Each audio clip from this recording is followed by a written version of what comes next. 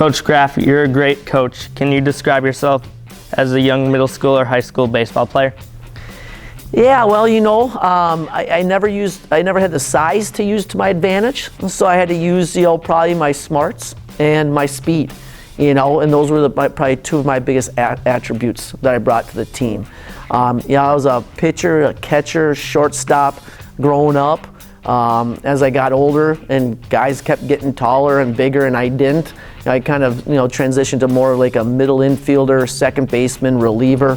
But, I'd say when it came to baseball IQ, I soaked up as much as I could from my coach. I had a couple of really good coaches and stuff. And, there's even some times, that we might be talking strategies and they might even ask me, hey, what do you think, or something like that, just to kind of test me, or, I might ask them questions and stuff. But yeah, I think, I take a look at the baseball IQ and speed and stuff are probably my biggest attributes to help the team. The next one is, what do you like about coaching? Oh, coaching.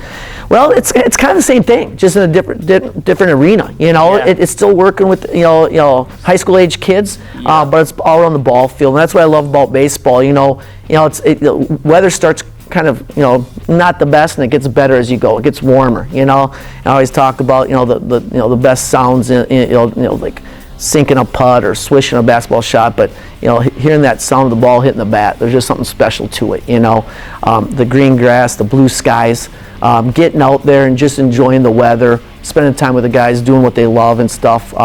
But I also think, for me personally, baseball, it is kind of a thinking game. It's a strategy game. It's a game of failure. And I think that's one thing that's really important that we try to communicate to our guys is we're going to fail. In many areas of life, relationships, jobs, sports, whatever it is. We make the wrong decision as parents sometimes, so you try to learn from those mistakes, you try to get over them quickly, and we kind of take this so what, next pitch mentality.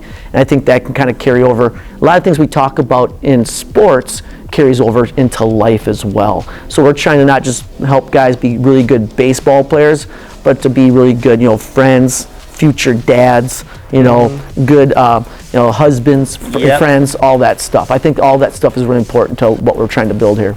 Okay, so we're going to end with a fun question. What's your walk-up song when you go up to bat?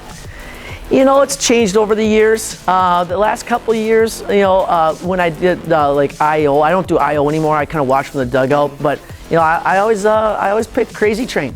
A little Ozzy Osbourne. I thought it was always kind of a fun one to kick off and kind of get the juices going a little bit. So I think my playlist that I play most now is a lot of country, but my walk-up song when I would hit IO would always probably be Crazy Train.